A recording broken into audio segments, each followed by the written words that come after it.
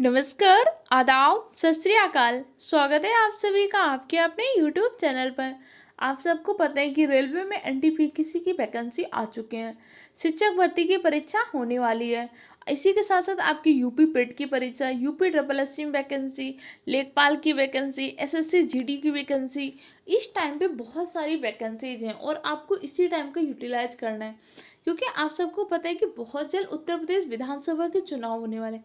तो आपको उत्तर प्रदेश सरकार में भी वैकेंसीज मिलेंगी और इस टाइम पे वैकेंसी आ रही है। अगर आपने इनमें से सिलेक्शन नहीं ले पाया तो फिर सिलेक्शन बहुत मुश्किल हो जाएगा। तो आप सबके रेलवे एग्जाम के लिए स्पेशली स्पीडी की बुक बहुत इंपॉर्टेंट होती है। तो स्पीडी बुक में जितने भी क्वेश्चन पूछेंगे उन सब क्वेश्चन को आज की क्लास में डिस्कस करेंगे। अगर आप रेलवे के अलावा किसी भी एग्जाम की तैयारी कर रहे हैं तो भी ये क्लास आप सबके लिए बहुत ही हेल्पफुल रहेगी। कॉपी पे लेकर बैठिएगा, क्लास देखिएगा तो नोट्स जरूर बनाइएगा। जब एक से दो बार आप लिखेंगे, एक दो बार वीडियो को सुन लेंगे तो चीज़ें याद हो जाएंगी। जितना आज की क्लास में पढ़िए इतना याद करने की कोशिश करिएगा। देखिए इस टाइम पे कट ऑफ बहुत हाई जा रही है, उसके लिए आपको मेहनत करनी ही पड़ेगी। तो चलिए अपनी इस क्लास को स्टार्ट करते हैं। एनालिडा ग्रुप के अंतर्गत कौन कौन से आते हैं? देखो एनालिडा एक समूह होता है अलग अलग, जैसे आर्थ्रोपोडा होता है, एनालिडा होता है। इसमें के अंतर्गत जोंक और केचुआ, केचुआ का अध्ययन किस में करते हैं? केचुआ पालन का अध्ययन हम करते हैं वर्मी कल्चर में। केचुआ को किसान का मित्र भी कहा जाता है। आर्थ्रोपोडा ग्रुप, आर्थ्रोपोडा ग्रुप के अंतर्गत कौन कौन? तिलचट्टा, मच्छर, खटमल, मक्खी, ये सब किसके अंतर्गत आते हैं? आर्थ्रोपोडा ग्रुप के अंतर्गत आते हैं। मोलस्का के अंतर्गत कौन कौन आते हैं? तो मोलस्का के अंतर्गत आपके घोंघा आता है, सीपी आते हैं, ये सब आपके मोलस्का ग्रुप के अंतर्गत आते हैं। इकाइनोडर्माटा के अंतर्गत तारा मछली जो स्टार फिश होती है, ब्रिटिल स्टार होते हैं, ये सब आपके इकाइनोडर्मेटा संघ के अंतर्गत आते हैं। मानव की पाचन क्रिया प्रारंभ कहाँ से होती है? देखो मानव की पाचन क्रिया का प्रारंभ हो जाता है मुख गुहा से। मुख में जैसे हम भोजन को इंटेक करते हैं, देखो सबसे पहले हम भोजन को क्या करते हैं? सबसे पहले हम भोजन को खाया, जैसे ही भोजन को खाया तो मुख गुहा में क्या हुआ? दांतों ने भोजन को काटा, कुतरा। उसके बाद उसमें हमारी जीभ में एक एंजाइम पाया जाता है, टाइलिन एंजाइम। टाइलिन एंजाइम क्या कर देते हैं? भोजन में लार को मिला देते हैं और एंजाइम मिल जाते हैं। जैसे मुख गुहा में भोजन का पाचन होता है तो मुख गुहा में भोजन किसका प्रारंभ होता है? कार्बोहाइड्रेट का। तो पहली बात आपसे क्वेश्चन पूछ सकता है पाचन प्रारंभ कहाँ पे होता है? तो पाचन प्रारंभ होते हैं आपके मुख गुहा में। मुख गुहा में किसका पाचन होता है? तो मुख गुहा में पाचन होता है कार्बोहाइड्रेट का। कार्बोहाइड्रेट का कैसा पाचन होता है? मात्र 30%, अर्थात कार्बोहाइड्रेट का आंशिक पाचन होता है मुख गुहा में।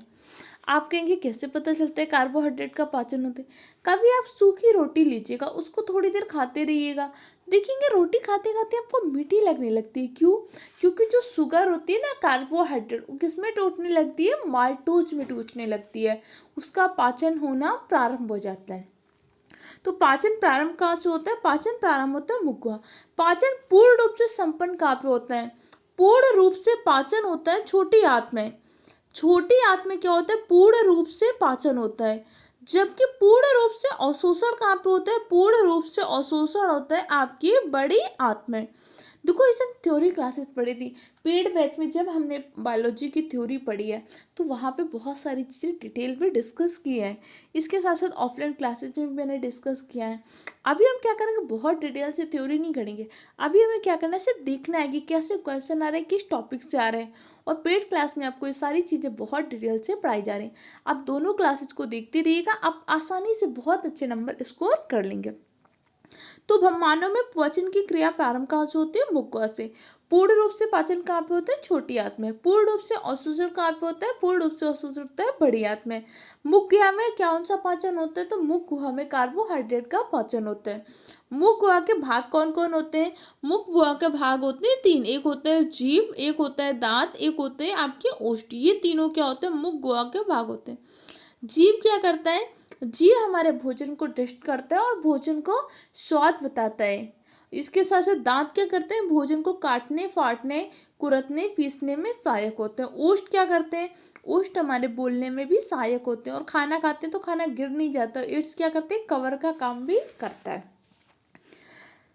सिराएं कौन सा रक्त प्रवाहित करते हैं? देखो हमारे मनुष्य के अंतर्गत रक्त संचरण कैसा होता है? देखो रक्त परिसंचरण जो ब्लड का हमारे बॉडी में प्रवाह होता है उसे हम क्या बोलते हैं? रक्त परिसंचरण। रक्त परिसंचरण की खोज किसने की थी? सबसे पहले रक्त परिसंचरण के बारे में बताया था विलियम हार्वे ने। विलियम हार्वे ने कहा कि जो भी हम पाचन के बाद अवशोषण करते हैं, जो उपोषक तत्वों को शरीर के एक भाग से दूसरे भाग में ले जाने की जो क्रिया होती है, इसी क्रिया को कहते हैं रक्त परिसंचरण तंत्र। जीवों में दो प्रकार का रक्त संचरण पाया जाता है, एक होता है खुला रक्त परिसंचरण तंत्र, एक होता है बंद रक्त परिसंचरण तंत्र। खुला रक्त परिसंचरण तंत्र में जो रक्त ब्लड का प्रभाव होता है ऊतकों के माध्यम से होता है। ऐसे नॉर्मल रूप से क्या होता है? ऊतकों में ब्लड होता है। जैसे आप मच्छर मारते हो तो मच्छर को मारने पे देखते हो ना कि आपको ब्लड लग जाता है। क्यों? क्योंकि उनमें खुला परिसंचरण तंत्र होता है, उसमें ऐसे ही ऊतकों के माध्यम से रक्त का प्रवाह होता है। जबकि अपने दोस्त को मारिए, उसको मारने पे आपको ब्लड लगता है क्या? नहीं लगता, क्योंकि मानव में रक्त का प्रवाह कैसे होता है? बंद परिसंचरण तंत्र, अर्थात मानव में रक्त का प्रवाह धमनी तथा सिरा के द्वारा होता है। तो सबसे पहली बात, रक्त परिसंचरण तंत्र की खोज की थी विलियम हार्वे ने। रक्त परिसंचरण तंत्र मुख्य रूप से कितने प्रकार का होता है? दो, खुला और बंद। खुला रक्त परिसंचरण में रक्त का प्रवाह कैसे होता है? ऊतकों के माध्यम से। जबकि बंद रक्त परिसंचरण तंत्र में रक्त का प्रवाह कैसे होता है? दो होती वाहिकाएं, जिन्हें रक्त वाहिकाएं कहते हैं। कौन कौन सी? धमनी और सिरा। अब क्वेश्चन पूछेगा धमनी में कैसा रक्त प्रवाहित होता है? तो धमनी में आपका शुद्ध रक्त, प्योर ब्लड प्रवाहित होता है। सिरा में कैसा होता है? सिरा में अशुद्ध रक्त, इम्प्योर रक्त प्रवाहित होता है। अब आपने कहा शुद्ध रक्त अशुद्ध रक्त क्या होता है? क्या हमारे शरीर में गंदा नाला जैसा कुछ बह रहा होता है कि गंदा रक्त है? नहीं, जो रक्त ऑक्सीजन युक्त होता है, ऑक्सीजन युक्त रक्त को हम कहते हैं शुद्ध रक्त। और जो ऑक्सीजन युक्त नहीं होता, कार्बन डाइऑक्साइड युक्त होता है, उस रक्त को हम क्या बोलते हैं? अशुद्ध रक्त। तो शुद्ध रक्त का प्रभाव किसमें होता है? शुद्ध रक्त का प्रभाव धमनी में होता है, जबकि अशुद्ध रक्त का प्रभाव किसमें होता है? सिरा में होता है। जैसे हमारे वायुमंडल में तो भैया नाइट्रोजन कितना पाया जाता है? नाइट्रोजन पाया जाता है आपका 78%। ऑक्सीजन कितना पाया जाता है? 21%। जबकि हम क्या करते हैं? हम श्वसन क्रिया में क्या लेते हैं? ऑक्सीजन। तो क्या हमारे नसिका में कोई ऐसा यंत्र लगा है क्या कि हम वायुमंडल से क्या करेंगे? नाइट्रोजन नहीं ग्रहण करेंगे, हम ऑक्सीजन नहीं लेंगे, हम कार्बन डाइऑक्साइड नहीं लेंगे? नहीं, हम तो पूरी वायु को प्रवेश करा लेते हैं श्वसन में। उसके बाद क्या होता है? ऑक्सीजन का अवशोषण हो जाता है। बाकी सारी चीज़ें क्या होती हैं? जब हम सांस छोड़ते हैं तो बाहर निकल आती हैं। तो जो ऑक्सीजन का अवशोषण हो जाता है, वही ऑक्सीजन युक्त ब्लड हमारे शरीर के अन्य भागों में जाता है, उससे हम क्या बोलते हैं? शुद्ध रक्त। जो रक्त ऑक्सीजन युक्त होता है वो हम बोलते हैं प्योर ब्लड। प्योर ब्लड का प्रभाव कैसे होता है? धमनियों के द्वारा। इम्प्योर ब्लड क्या होता है? जो ऑक्सीजन से युक्त नहीं होता, अर्थात कार्बन डाइऑक्साइड युक्त रक्त को इम्प्योर ब्लड कहते हैं, जिसका प्रभाव सिराओं के माध्यम से होता है। तो अशुद्ध रक्त का प्रवाह कहाँ से होगा? अशुद्ध रक्त का प्रवाह होता है सिराओं के द्वारा। जबकि धमनी से किसका प्रवाह होगा? धमनी से शुद्ध रक्त का प्रवाह होगा। लेकिन हमारे शरीर में एक अपवाद है, पल्मोनरी धमनी। पल्मोनरी धमनी क्या करती है? वैसे सामान्य रूप से क्या होता है? धमनी शुद्ध रक्त का प्रवाह करती है, जबकि सिराएं अशुद्ध रक्त का प्रवाह करती हैं।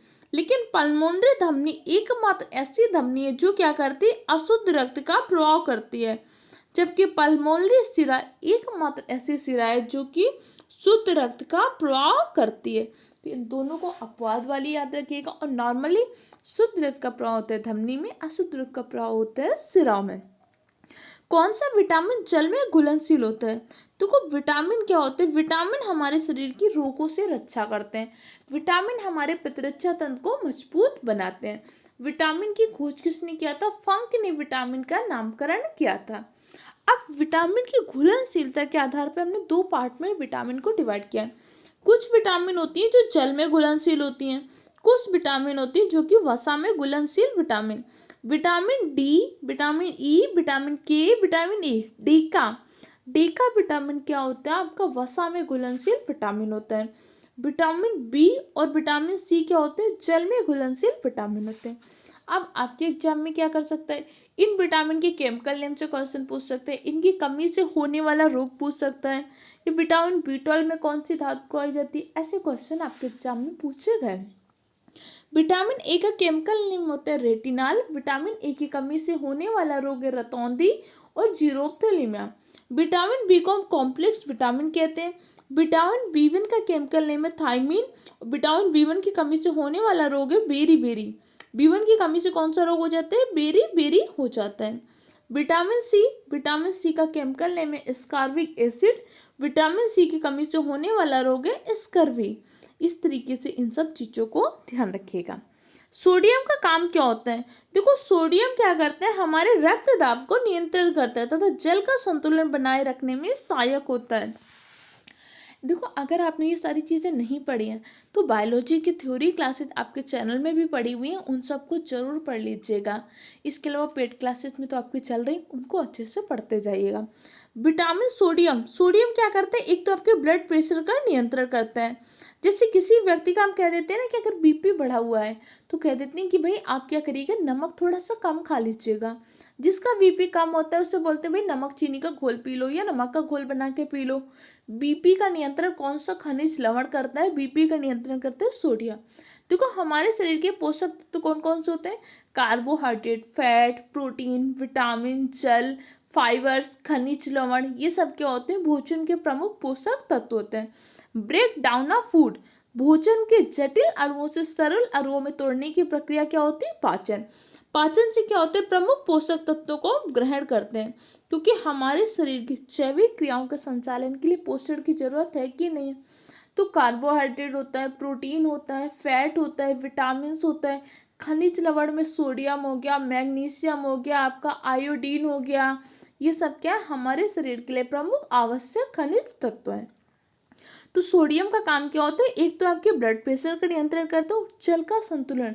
जैसे किसी की बॉडी में बहुत बार हम सुनते हैं ना कि पानी बन रहा है, तो हम उससे बोलते हैं कि भाई ऐसा करो, नमक की मात्रा को कम कर दो। क्योंकि रक्त दाब को और जल का संतुलन कौन बनाता है, ये सोडियम बनाता है। अब आपके मन में एक बात आई, रक्त दाब, तो मनुष्य को सामान्य रक्त दाब क्या होता है, जब ब्लड का प्रवाह होता है तो कोई ना कोई तो प्रेशर पड़ता है ना, उसी को हम बोलते हैं रक्त दाब। 80/120 mmHg मनुष्य का क्या होता है, सामान्य रूप से रक्त दाब होता है। अगर हमारा लो ब्लड प्रेशर जो होता है वो 80 है और हाई ब्लड प्रेशर 120 के मध्य है, तो हमारा नॉर्मल ब्लड प्रेशर होता है 80/120 mmHg मनुष्य का सामान्य रक्तदाब है। अब भाई रक्तदाब पता कैसे चलता है, तो ब्लड प्रेशर का मापन करते हैं हम स्पिग्नोमेनोमीटर के द्वारा। अब जैसे ईसीजी का किसका मापन करते हैं, इलेक्ट्रोकार्डियोग्राफ, जो हमारे हृदय का होता है, हार्ट के लिए हम क्या करते हैं, ईईजी क्या होता है, इलेक्ट्रोइंफेलोग्राफ, जो मस्तिष्क के लिए हम क्या करते हैं, ईईजी करते हैं। रक्तदाब, बीपी का मापन कैसे करते हैं, बीपी का मापन हम करते हैं स्पिग्नोमेनोमीटर के द्वारा। ये तीनों याद रहेंगे कि नहीं रहेंगे। आज की क्लास आपको कैसी लगी, क्या इसी तरीके से लंबी क्लासेस ली जाए या छोटी क्लासेस ली जाए, और आगे वीडियो आए कि ना आए, अपने फीडबैक द्वारा बताइएगा। और सबसे इंपॉर्टेंट चीज़, देखो आज बहुत छोटी क्लास है, छोटे पॉइंट आपको बता रहे हैं, लेकिन कम से कम इतने पॉइंट याद कर लीजिए। जैसे जैसे क्लास का लेवल थोड़ा सा बढ़ेगा, हम थोड़े से टफ पॉइंट पे डिस्कस करेंगे, बहुत सारी चीज़ें डिस्कस करेंगे। एग्जाम के बाहर आपको कोई भी क्वेश्चन नहीं जाएगा, बस आप क्या करिए, इन सब चीज़ों को याद करते रहिए। फ्री PDF आपको टेलीग्राम चैनल पे मिलती है, मेहनत करिए, अपने माँ बाप का सपना पूरा करिए। जो पड़ोसी, जो दोस्त, जो रिश्तेदार कहते थे ना तुमसे ना हो जाएगा, तुम नहीं कर पाओगे, बस इस बार उनको ही कर कर दिखाना है। जो कहते थे ना कि तुमसे कुछ ना होगा, उन्हें ही अपनी सफलता समारोह में बुलाना है। मेहनत करते रहिएगा।